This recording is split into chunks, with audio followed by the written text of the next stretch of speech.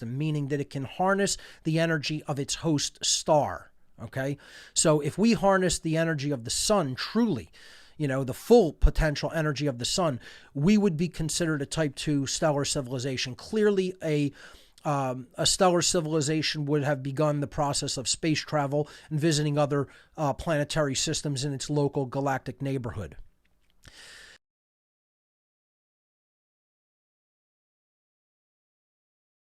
A stellar civilization would have begun the process of space travel and visiting other planetary systems in its local galactic neighborhood.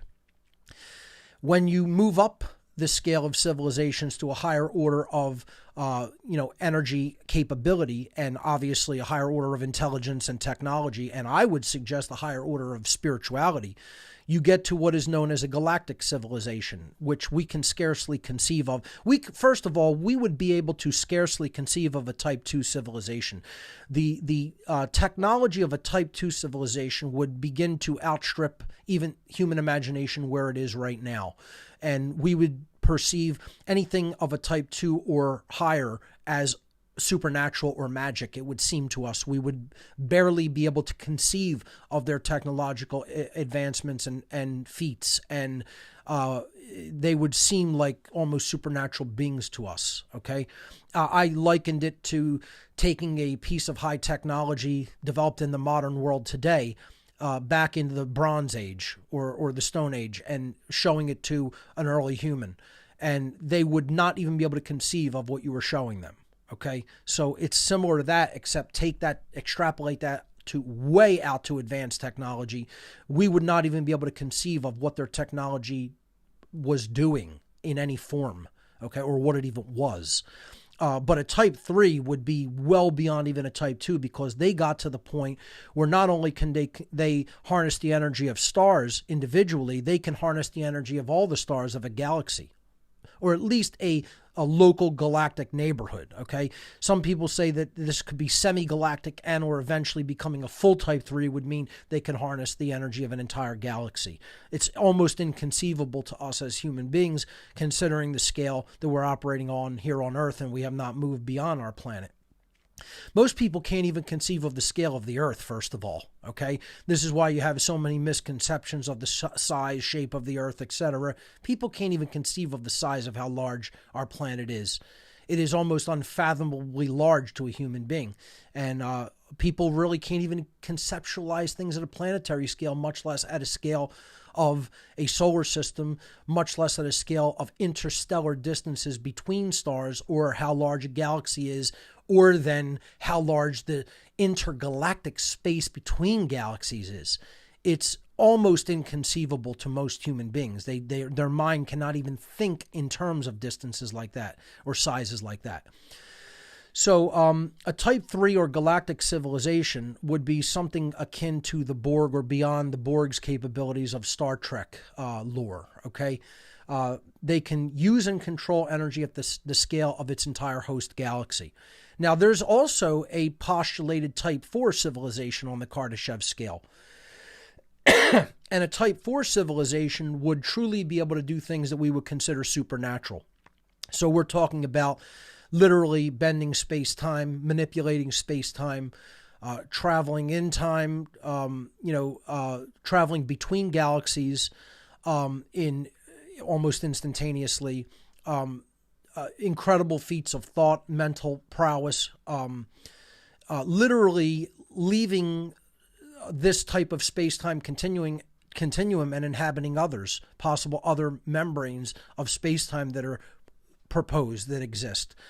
So we're talking about a universal civilization at that point, that they would be not only intergalactic but universal, and they would theoretically harness the energy of the entire universe. Obviously, there probably is not a civilization anywhere in the universe that is that advanced, but there are probably some civilizations in the universe at this point that have evolved to the point of being at least semi-galactic or galactic civilizations.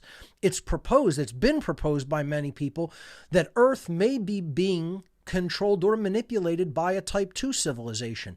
If a civilization was so advanced to be a type 2 or stellar civilization, again, their technology would be almost invisible or inconceivable to us. They would be so far technologically advanced, and if they were prone to use us as a resource or a farm of some type, it may theoretically be possible that that is already occurring here on Earth. But we can speculate about that from now until the end of time. The solution is still the same. The solution is growing in consciousness and truly growing in spirituality so that we're not manipulable in certain ways.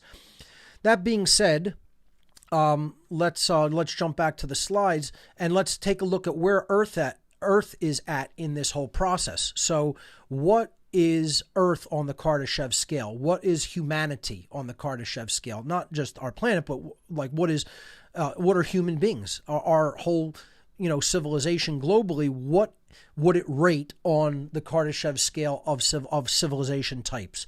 Well, as I said, we are not even a type 1. We are considered in the type 0 civilization, which also wasn't on that chart. 4 wasn't on it, neither was 0.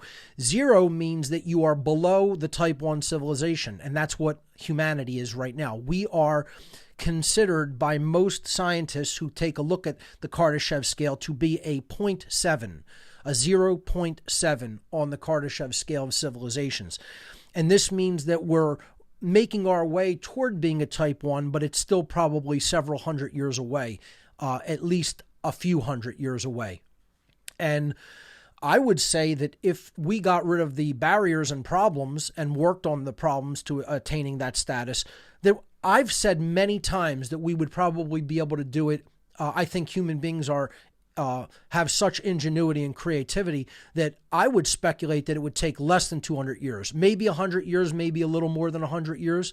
But I think if we abolished the actual barriers that we're encountering to really advancing as a species, which we're going to talk about a lot here today, that we would break the type 1 barrier within 100 years, if I had to speculate. But that's a big if, okay? And as we're going to see, we're not really close to doing that because of so many beliefs that are contradictory to reality that humanity is still, insisting on clinging on to. So let's move on to the next slide, where I kind of took the idea of, 2020, a freedom odyssey. 2001: A Space Odyssey was really about human progress and evolution. It's a fantastic movie from the absolute alchemical producer Stanley Kubrick. And I think that people really need to check out this guy's films and even re-examine them and look at some of the messages that he was putting in these films. Because I want to talk about this for a little bit before we jump into more material. There's a scene in Kubrick's 2001: A Space Odyssey where early hominids that are, obviously postulated according to Darwinian theory as would eventually become human beings, whether we accept that theory or not. The whole idea is humanity's on an evolutionary development pathway, and at some point, a technological object from space comes to Earth, and it changes the thought processes of these early hominid creatures.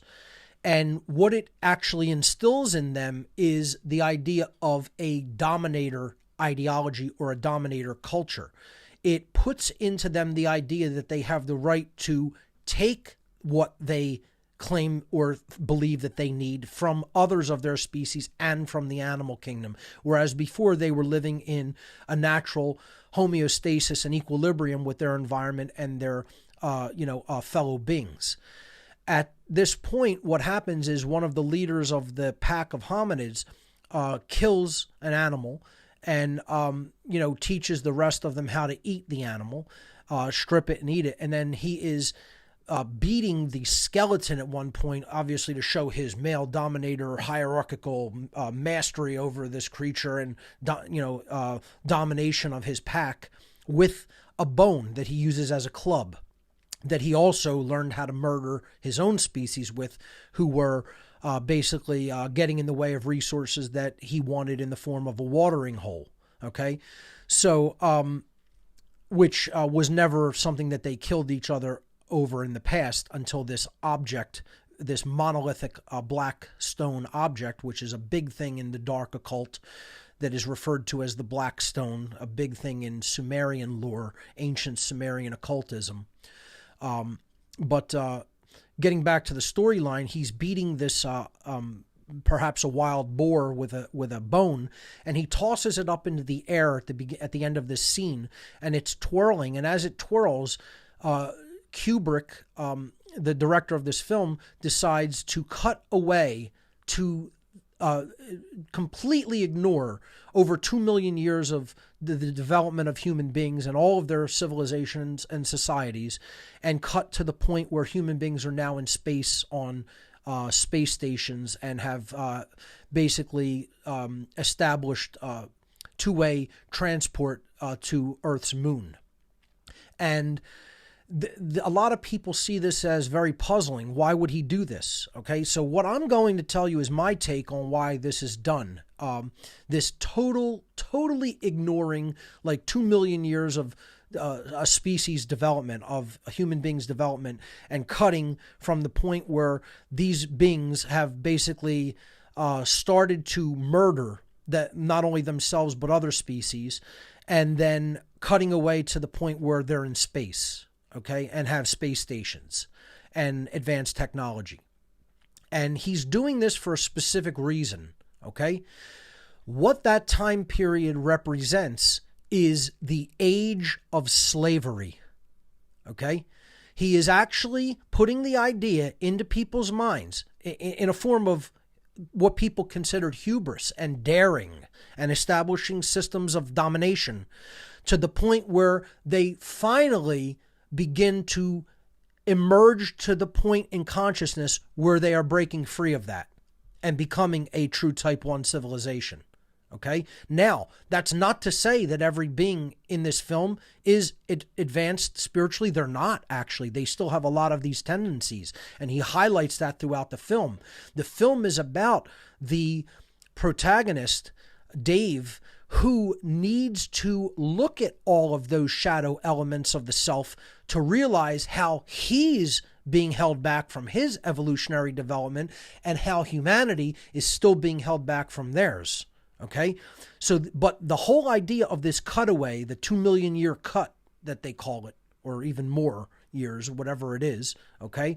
This idea of this cutaway is basically saying that life and civilizations and whatever progress people think that they're making are